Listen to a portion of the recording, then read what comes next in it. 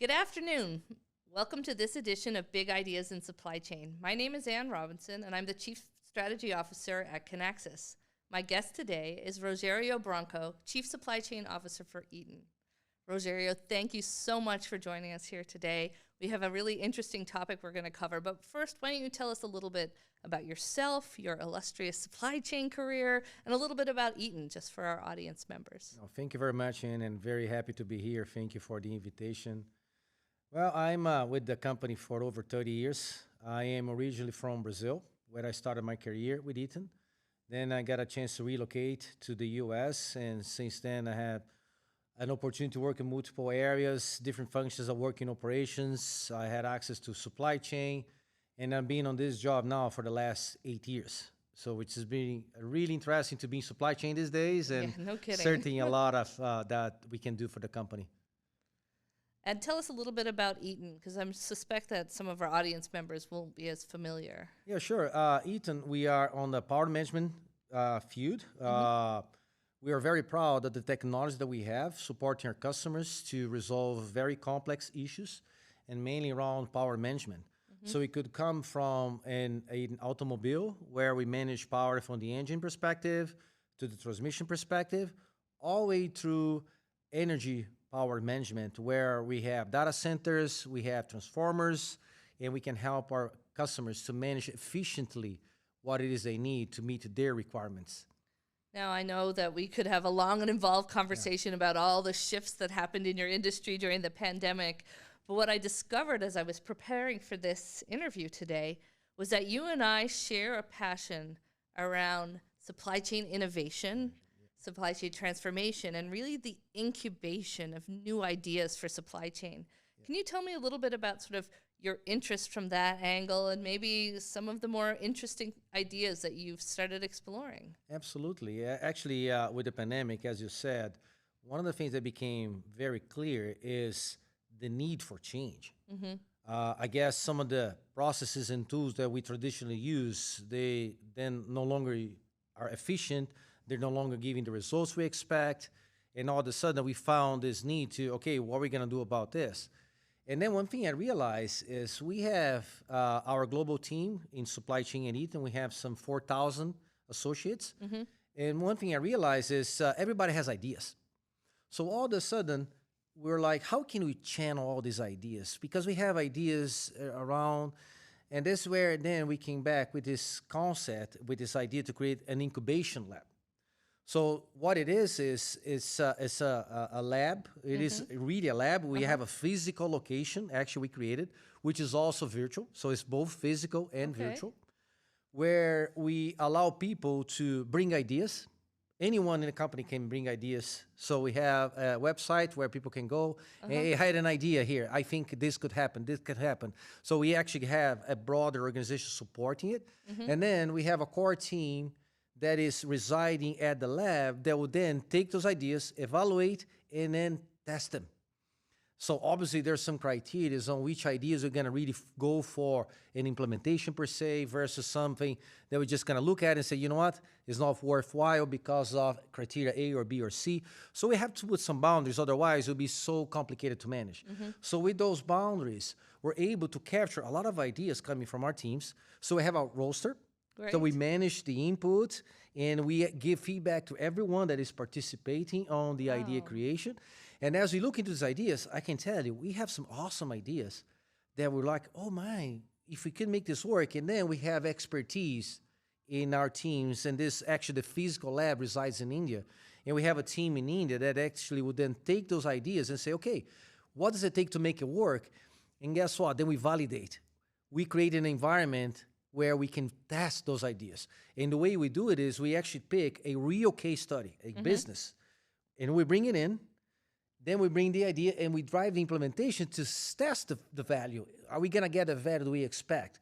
And I can tell you right now, there are some ideas that we don't get the value we expect. Right. But at least just to go to the process of allowing people to come up with the idea and get us to validate and say, yeah, you know what, it was a good idea, but we don't believe the results are gonna get there. What we realize is sometimes one idea is going to take to another idea. Well, this did not work, but what if we do that? So actually, to me, that allows what I call the creation process itself. So it's not just the ideation, but the total ideation process, which one builds on another. So then we do have ideas that are good and implemented. And the way we do about it is, again, we have a lot of people, they're super smart, they test the ideas, they run the ideas, and once we validate the value, what we do is we just flip the switch and then implement at the business that we actually use it. And then they actually carry from there. And then we monitor. And then the last piece here is, okay, if that idea was good enough for that business, can we deploy it horizontally in other businesses in the company? And that's will be the last step. And we have some good cases that we actually implemented. Oh, that's amazing. So are these ideas sort of business process type of ideas, or are they actual technology implementations? Just give us a flavor of what All the types above. of things. Really? All the above, because we did not want to limit the creation process. Any idea is a good idea. That's how we call it. That's what we say. Any idea is a good idea. Now, we do have ideas that we categorize. So ideas that are related to processes. Their ideas are related to technology only. Their ideas that are related to hardware. Their ideas that are related to all of this. So it doesn't matter what type of idea, but what we do is we kind of validate, and if it works, certainly we go for. You know, what percentage of your employees in supply chain are actually adding and providing ideas, or was this something different or difficult to get them to do when you initially set it up, or is it, you know, how does that work? So we did not have any expectation about how many people will be actively involved on the ideation process. The most recent report that we saw, we have out of the 4,000 some associates we had, I would say between 10 to 15% of our people, Oh, okay. 500 people a Wow. month, they submit a type of idea, which to me is fantastic. That's It's a big amazing. number. It is certainly a big number, and we're really proud of it.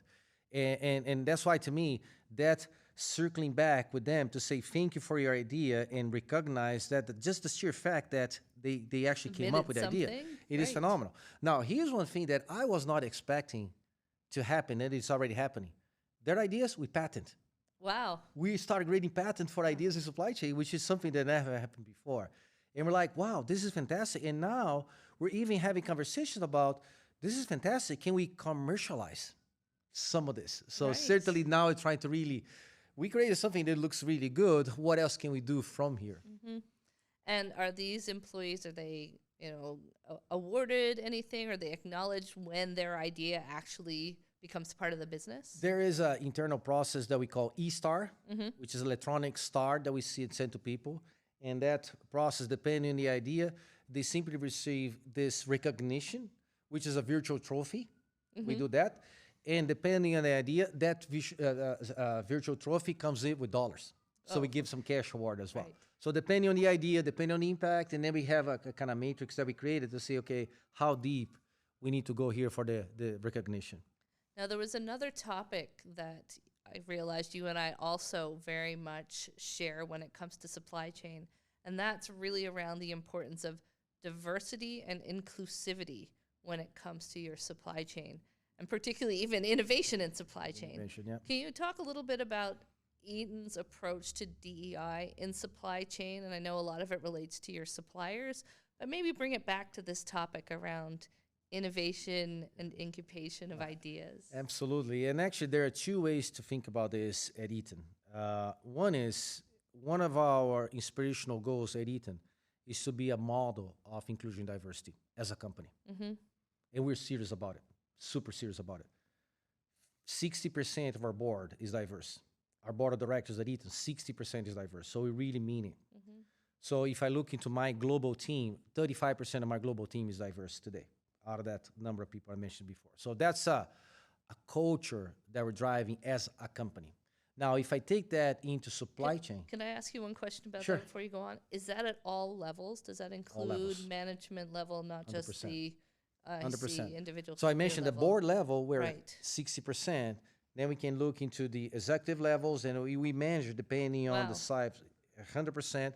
And we're super serious about it, and we're super proud of the work that we've been doing. Eaton has been recognized, and you know, there's a publication, Diversity, Inclusion, Diversity. We're being recognized one of the best companies for the last 10 years. So we're really proud of the work we do that. And then in supply chain, the second aspect is around how we drive diversity with our supply base. So we have an initiative where we have specific goals to bring diverse suppliers, which will be suppliers that are owned by women, minority, LGBTs, veterans. So companies that are owned by what we call the diverse group, we make a point to do more business with them. And our goal, and we're really close to it, we're gonna drive about $1 billion work with diverse suppliers. Another thing that we're super proud of is we work with small suppliers, which we also do another $1.5 billion with small suppliers. So if you look at the combination of the management team diversity with a diverse set of suppliers, what we believe will be able to have different views on problems and find different solutions for problems, which allows, for example, creativity. And now I mentioned our team that manages the incubation lab is in India. So that's one team that is really unique for that perspective when it comes to technology. But at the same time, that team is interacting with the global teams in Brazil, US, Europe, anywhere in Europe. And it doesn't matter where you sit from. So it is interesting to see that anybody has a voice. Anybody's recognized the same way. And we value every input, regardless of your beliefs, gender, whatever, right? And we believe by driving that to our core, we mean it. People respond. And that is actually creating an environment that there's trust. And when you have that environment with trust, people certainly try to do their best. And that's one thing that Eaton, we also believe. If you set simply goals, you tell people what to do, they're probably gonna go do it.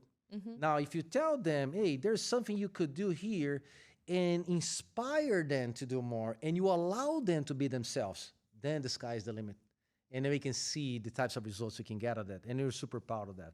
Certainly, we're in a journey. We have more work that we want to do, but certainly it is very important for us.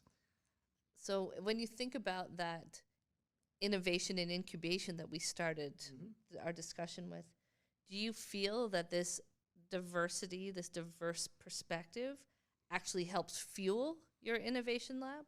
It does.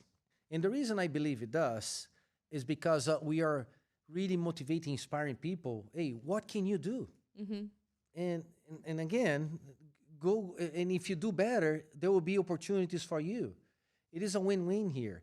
And people get motivated by that. So it's not one where we say everybody has to submit an idea one per month. And then when we force people to do that, they're like, no. So that's what I'm saying. I'm very happy to see some 400 people participating on the process, because those are the people that are willing to do it. Now, people they're not, fine, that's okay too.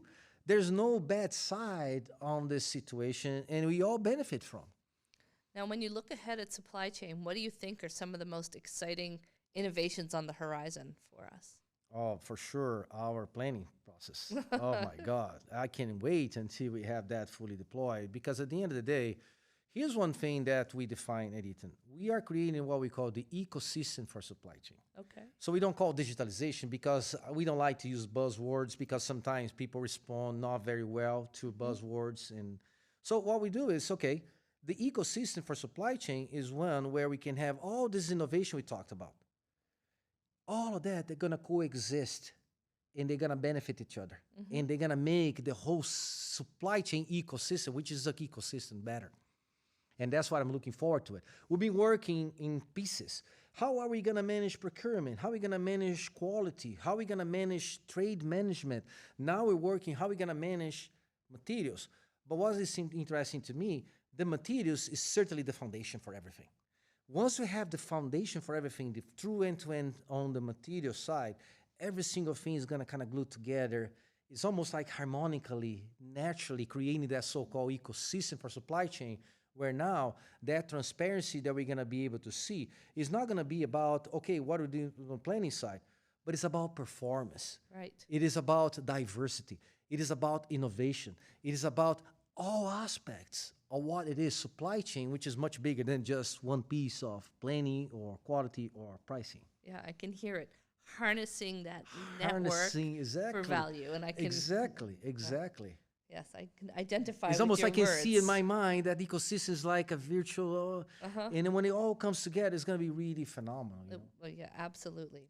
Well, we're at the end of our time here, but I have one more question for you. If you were the chief supply chain officer of the world, and this is a question we ask all of our podcast guests, what would be your first priority for transforming the world's supply chains?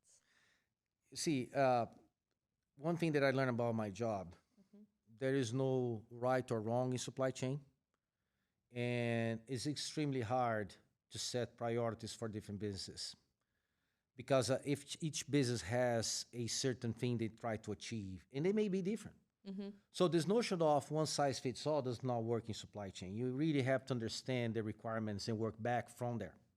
So that's kind of the approach we're taking for my company. Now, if I am the chief supply chain officer for the world, the first thing I understand is what are the number one urgent need for the world that we need to get around in supply chain. It could be different things. It could be we need to make sure food is moving where it needs to move and there's available for everyone. How are we going to design a supply chain that gives accessibility to food, doesn't matter which country you are, in the best way possible? And then we'll start from there. So defining that, what are the number one priority? What is the problem trying to fix? Because there's one thing that I learned in my life. There's no supply chain for supply chain. Yes. We're here to support a business. We're here to support our customer. So being the chief supply chain officer for the world, who will be our customer? Our people. So what is the number one urgent thing for our people? Maybe food. And then we'll start from that and then certainly understand how we connect from there. Well, thank you so much for this conversation today. I really appreciate you joining me. My pleasure again. Thank you for having me. And that's a wrap on this episode of Big Ideas in Supply Chain. Be sure to tune in next time.